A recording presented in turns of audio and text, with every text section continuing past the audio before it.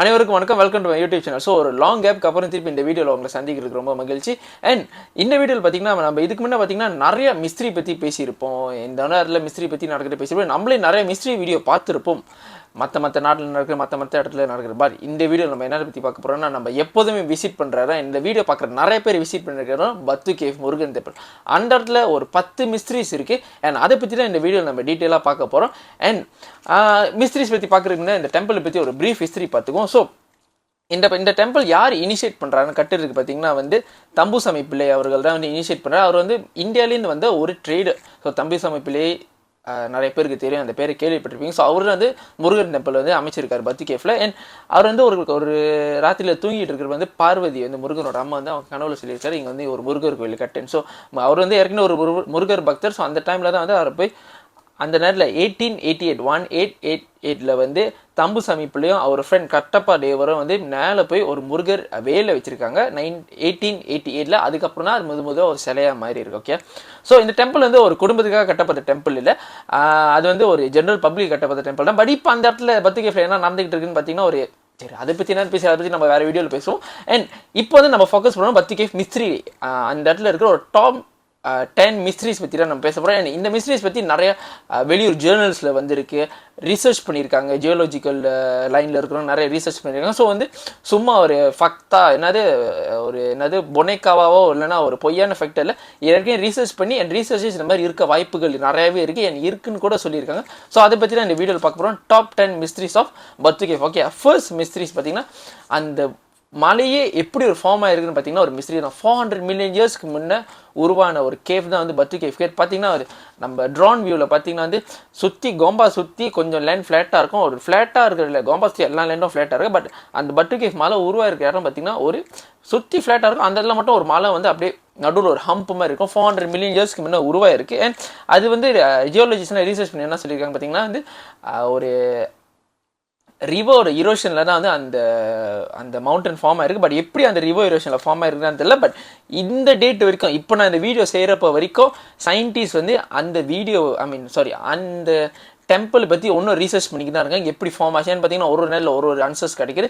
And Lime stone பார்த்தீங்கன்னா always it's growing. And இப்போ வரைக்கும் பத்து கேஃப் டெம்பிள் ஸ்டில் க்ரோ பண்ணிக்கிட்டு தான் இருக்குது. ஒரு இயருக்கு பார்த்தீங்கன்னா எத்தனையோ இன்ச்சஸ் 0.01 இன்ச்சஸ் என்னமோ க்ரோ பண்ணிக்கிட்டு இருக்கிறாங்க. ஸோ ஸ்டில் அந்த டெம்பிள் இப்போ வரைக்கும் அந்த மவுண்டன் அந்த ஏரியாவே எப்படி ஃபார்ம் ஆச்சுன்னா ஒரு மிஸ்ட்ரி தான். ரெண்டாவது மிஸ்ட்ரி பார்த்தீங்கன்னா சீக்ரெட் டீப் பாசஸ்வே இந்த டெம்பிள்.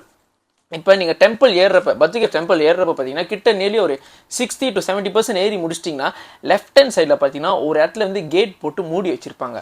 அந்த இடத்துல ஒரு சீக்ரெட் பாஸ்வே இருக்குன்னு சொல்கிறாங்க. அது மட்டும் இல்லாமல் இந்த ஜியோலஜிஸ் அந்த ரிசர்ச் பண்ணுறவங்க என்ன சொல்கிறாங்க பார்த்தீங்கன்னா அங்கே உள்ள ஒரு சீக்ரெட் பாஸ்வே இருக்குது. அதை க்ளோஸ் பண்ணி வச்சிருக்கேன். ஏன்னு பார்த்தீங்கன்னா இதுக்கு முன்னே 2-3 பீப்புள் அங்கே உள்ள காணாம போயிருக்காங்க. பட் அந்த கேஸ் மூடி மறைக்கப்பட்டிருக்கு. பட் ரொம்ப நாளைக்கு அப்புறம் இப்போனா ஒரு 2-3 வருஷத்துக்கு முன்னாடி ரொம்ப நாளைக்கு அப்புறம் மேபி ஒரு 30-40 இயர்ஸ்க்கு முன்னே அந்த சில பீப்புள் ரிசர்ச் பண்ண போயிட்டு காணாம போயிருக்காங்க. ஸோ அந்த கேஃப் மூடி வச்சிருக்காங்க. அண்ட் இப்போ வரைக்கும் சொல்கிறாங்க சில பீப்புள் அங்கே மாங்ஸ் அதை சித்தர்கள் பார்க்க முடியுதுன்னு சொல்கிறாங்க. அண்ட் அந்த சீக்ரெட்ஸ் பாஸ்வே பற்றி கூட தனியாக ஒரு மிஸ்ட்ரி இருக்குது, வீடியோ முடிகிறப்ப நான் சொல்கிறேன். அண்ட் அந்த கேஃப் கூட ரொம்ப நிறைய பேர் ஒன்றுக்கு எக்ஸ்ப்ளோர் பண்ணி முடிக்கலன்னு மட்டும் சொல்கிறேன். அண்ட் மூணாவது மிஸ்ட்ரி பார்த்தீங்கன்னா பத்து கேஃபோட அந்த சுற்று வட்டாரத்தில் பார்த்தீங்கன்னா அந்த மவுண்டனில் பார்த்தீங்கன்னா நிறைய ஸ்பீசிஸ் இருக்குன்றாங்க. அதாவது பார்த்தீங்கன்னா ஒரு மவுத் ஈட்டிங் என்னமோ ஸ்பைடர் இன்செக்ட்ஸ் இருக்குன்றாங்க. And strange echoes whispers sudden temperature drops. இப்போ இருக்கும் திடீர்னு சூடாக இருக்கும், திடீர்னு டெம்பரேச்சர் கொஞ்சம்னு சொல்கிறாங்க.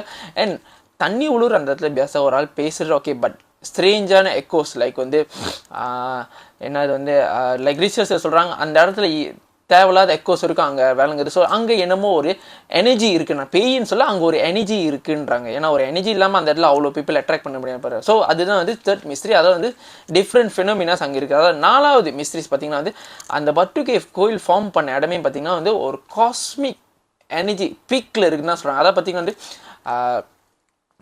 ஃபார் எக்ஸாம்பிள் மூன் பார்த்தீங்கன்னா சம்டைம்ஸ் அந்த இடத்துல ஒரு ஸ்பெஷல் எனர்ஜி உருவாகுதுன்னு சொல்கிறாங்க. அதனால தான் பீப்புள் திரும்ப வர வச்சுக்கிட்டு இருக்கு. அண்ட் அது மட்டும் இல்லாமல் ஒரு பவர்ஃபுல்லான ஸ்பிரிச்சுவல் பிளேசஸ்க்கு லைக் முருகர் கோயிலாக இருக்கட்டும், பழனி கோயிலாக இருக்கட்டும், மக்காவாக இருக்கட்டும், அப்புறம் வெனிஸா கிறிஸ்டியன் பீப்புளுக்குலாம் ஹோலி பிளேசஸ் வெனிஸ் இந்த மாதிரி எல்லாம் பார்த்தீங்கன்னா பீப்புள் போயிட்டே இருப்பாங்க. ஒரு இடத்துல ஒரு வைப்ரேஷன் இல்லைனா people own go they.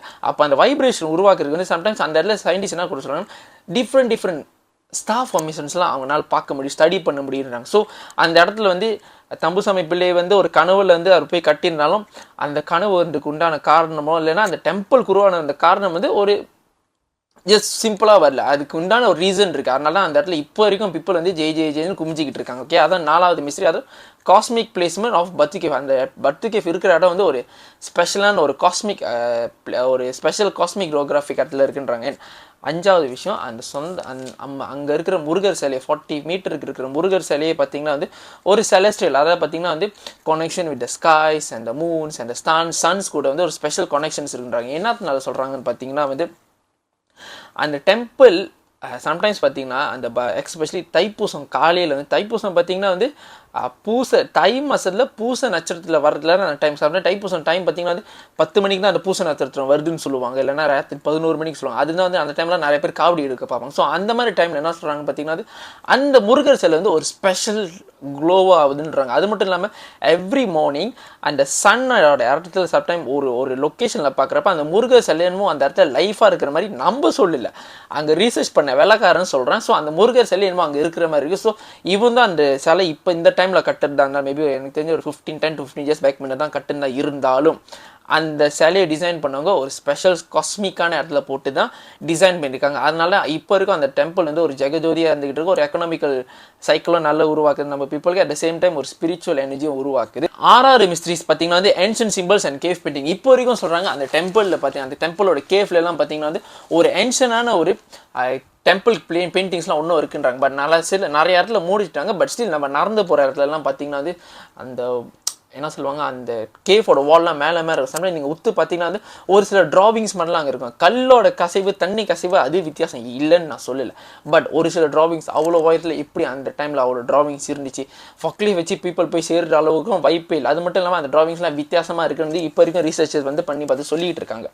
And so என்ன சொல்கிறாங்கன்னா அப்போ பத்ரிகேஃப் முருகர் கோயில் வரத்துக்கு முன்னே வந்து அந்த இடத்துல வந்து ஒரு சிவிலைசேஷன் இருந்திருக்கா, ஒரு பெரிய கேள்விக்குறி. அப்போலேருந்து இப்போ வரைக்கும் அந்த இடத்துல என்னதுனால பீப்பிள் வந்து கூடி வர வச்சுட்டு இருக்கு. முன்னெல்லாம் பீப்புள் வந்து கேஃப் தேடி போவாங்க ஃபார் அந்த வீடெலாம் கட்ட முடியாது, ஸோ ஷெல்ட்டுக்காக தேடி போவாங்க. பட் இப்போ வரைக்கும் ஏன் பீப்புள் அந்த இடத்த தேடி போவாங்க? It's not just simple because ஒரு சாதாரண கோயில்னால மட்டும் இருக்காது, அந்த கோயிலுக்கு ஒரு ஸ்பெஷல் பவர் இருக்குது, ஒரு ஸ்பெஷல் காஸ்மிக் எனர்ஜி இருக்குது பூல் பண்ணுறதுனாலன்னு சொல்கிறாங்க. ஸோ அந்த ஏன்ஷியன்ட் சிம்பிள்ஸ் அப்போலேருந்து இருக்குது, கேஃப் பெயிண்டிங் அப்போலேருந்து இருக்குன்றாங்க. அண்ட் 7வது சீக்ரெட் பத்ரிகேஃப் அந்த தண்ணி அங்கங்கே தண்ணி சேர்ந்தலாம் அதில் பீப்புள் பிலீவ் பண்ணுறாங்க நிறைய நோய்களை தீர்க்கறதுக்கு உண்டான மருந்துகள் இருக்குன்றாங்க. அண்ட் இது வந்து நம்ம ஒரு சைடில் பக்தியாக பார்த்தாலும் நான் பார்க்கக்கூடாதுன்னு சொல்ல, பக்தியாக பார்த்தாலும் ஒரு சில சைடில் நம்ம சயின்டிஃபிக்காக பார்க்குறது நம்ம லாஜிக் இருக்கா. ஏன்னு பார்த்தீங்கன்னா லைம்ஸ்டோன்லேருந்து வரப்போ வந்து அந்த தண்ணி கசஞ்சி வரப்போ அங்கே உள்ள மினரல்ஸ் மினிமமாக இருக்கிற மெக்னீசியம் பொட்டாசியம் நம்ம சம்டைம் நம்ம ஃபுட்டில் எடுக்காத ஒரு மினரல்ஸ்லாம் நம்மளுக்கு கிடைக்கும். அப்போ இந்த மினரல்ஸ்லாம் நம்ம சாப்பிட்றப்ப தண்ணியாக எடுக்கிறப்ப வந்து டெஃபினெட்லி நம்மளுக்கு உடம்பு வந்து சரியாகும். அது மட்டும் இல்லாமல் நமக்கு இருக்கிற அந்த கேஃப்க்கு மேலே என்ன இருக்குன்னு பார்த்தீங்கன்னா ஒரு காடு மலைகள் லைக் வாட் தி கால் செடி மரங்கள் இருக்குது. ஸோ அந்த மரத்துலேயும் தண்ணி கசைஞ்சி வந்து இந்த லைம்ஸ்டோனில் கசைஞ்சி வந்து டெஃபினெட்லி வந்து அதில் ஹெல்த் பெனிஃபிட்ஸ் இருக்குது. ஸோ அது கூட வந்து இப்போ வரைக்கும் பீப்புள் சம்டைம் பார்த்தீங்கன்னா வந்து போய் தண்ணி கொலெக்ட் பண்ணிக்கிட்டு இருப்பாங்க, நம்ம பார்க்கலாம். ஸோ நான் சொன்ன மாதிரி இந்த மிஸ்ட்ரி வந்து நானே கிரியேட் பண்ணதில்லை, ஏற்கனவே அங்கே இருக்குது. ஓகே, 8வது மிஸ்ட்ரி பார்த்தீங்கன்னா வந்து அதாவது சித்தர்கள் நடமாட்டம் வந்து இன்னும் அந்த இடத்துல நிறைய இருக்குன்னு சொல்கிறாங்க. ஒரு சில பீப்புள் நான் பத்ரிகேஃப் நிறைய வாட்டி போயிருக்கேன், நான் பார்த்ததில்ல. பட் சார் யாராவது பார்த்துட்டீங்கன்னா கீழே காமெண்ட் செக்ஷனில் போடுங்க. ஒரு வித்தியாசமான பீப்புள் இப்போ உள்ள டைமுக்கு இப்போ உங்களுக்கு தெரியும் சித்தர்கள் எப்படி இருப்பாங்க. இல்லை சம்டைம் பார்த்தீங்கன்னா வந்து ஒரு சில பேர் உளுந்துருப்பாங்க, அவங்கள தூக்கிட்டு ஜுப்புன்னு காணாப்பிடுவாங்க. ஸோ அதெல்லாம் நிறைய பேர் சொல்லுவாங்க சித்தர்கள் பாருங்கள் பேசுகிறப்ப எனக்கு உடம்பு சிலுக்குது. ஸோ இந்த மாதிரி டைமில் வந்து அப்போ என்ன சொல்கிறாங்கன்னா அந்த இடத்துல சீல் ஒன்று சித்தர்கள் நடமாற்றங்கள் இருக்குது. அதனால பார்த்தீங்கன்னா நிறைய கேவ்ஸ்லாம் மூடி வச்சுருக்காங்க. அது மட்டும் இல்லாமல் என்ன சொல்லுவாங்கன்னா எனக்கு இப்போ வரைக்கும் உடம்பு செலுத்துக்கிறவங்களால பார்க்க முடியாதுன்னு தெரியல.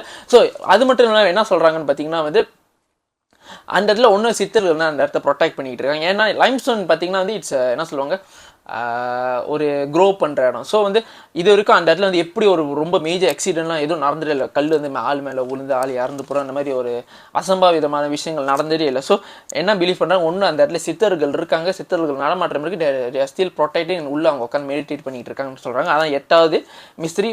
9வது மிஸ்ட்ரி பார்த்தீங்கன்னா வந்து அந்த மிஸ்ட்ரியை பார்த்தீங்கன்னா வந்து ஒரு மிஸ்டிக்கல் லைட் உருவாகுதுன்னு சொல்கிறாங்க. ஸோ சில பேர் வந்து உங்களுக்கு தெரியும் இந்த எக்ஸ்ப்ளோர் பண்ணுற பீப்புளாம் என்ன தான் கேஃப் வந்து சம்டைம் மூடி வச்சுனாலும் அந்த கேட்டு போட்டு மூடி வச்சுனாலும் ஒரு சில பாஸ்வேலாம் அதை வந்து அந்த கேட் வரைக்கும் கிட்ட வரைக்கும் போய்ப்பாங்க. அப்போ அவங்க என்ன சொல்ல வராங்கன்னா வந்து சம்டைம்ஸ் சில இடத்துல அவங்க இந்த மாதிரி போய் பார்க்குறப்ப வந்து டிஃப்ரெண்ட் லைட்ஸ்லாம் தெரியும். அது மட்டும் இல்லாமல் நைட்டில் வந்து உங்களுக்கு தெரியும் எங்கேயுமே லைட்ஸ் இருக்காது. பட் தைப்பூச டைமில் எஸ் அங்கே உள்ள ஸ்பாட் லைட்லாம் போட்டு வச்சுருப்பாங்க. பட் நார்மல் டைமில் வந்து போதுமான லைட் தான் இருக்கும், ரொம்ப லைட் இருக்கா, ஒரு போதுமான லைட் இருக்கிற டைம்ல வந்து திடீர்னு பார்த்தீங்கன்னா அங்கே மேலே ஒரு வித்தியாசமான blue colour light, red colour light area வந்து ஒரு கேஃபில் பார்த்தீங்கன்னா பத்தி கேஃப் மின்னுக்கு போனால் கேஃப் மேலே வாட்டர் இருக்குது, பட் ஸ்டீல் கீழே பார்த்தீங்கன்னா வந்து கீழே அந்த பத்தி கேஃப் மேலே ஏறி அந்த மொதப்படி இறங்குறப்ப பார்த்தீங்கன்னா அங்கெல்லாம் ப்ளோகேஷன். ஸோ அந்த இடத்துல எப்படி ஒரு மிஸ்டிக்கலான லைட் உருவாக்கு. ஸோ பீப்புள் ஐ திங்க் அங்கே வந்து ஒரு விதமான சயின்டிஃபிக் அண்ட் காஸ்மிக்கல் எனர்ஜி அந்த இடத்துல உருவாக்கிட்டு இருக்கு. அதுதான் 9வது விஷயங்கள் இந்த கேஎஃப்எஃப் மிஸ்டிக்கல் லைட் எமிட்டன்ஸ் ஒன்று உருவாக்கிட்டு இருக்கு. 10வது அந்த லாஸ்ட் விஷயம் வந்து நான் சொன்ன மாதிரி ட்ரெஷர்ஸ். ஸோ அந்த இடத்துல வந்து பீப்புள் ஒன்று பிலீவ் பண்ணுறாங்க, ஏன்னா ஏன்ஷியன்ட் டைம்லேயும் பீப்புள் இருந்துகிட்டு இருக்காங்க.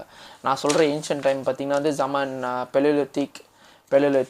ஸோ அந்த டைம்லாம் ஒன்று ஆள் இருந்துகிட்டு இருக்காங்க. ஸோ அந்த டைமில் பார்த்தீங்கன்னா டெஃபினெட்லி பீப்புள் எவ்வளோ நாள் ஆள் அங்கே வாழ்ந்துகிட்டு இருக்காங்கன்னா அங்கே வந்து ஒரு விதமான ட்ரெஷர் இருக்குது. பீப்புளெலாம் அந்த ட்ரெஷர் தேடி போகிறப்ப தான் அந்த குகையெல்லாம் கண்டுபிடிச்சிருக்காங்கன்றாங்க.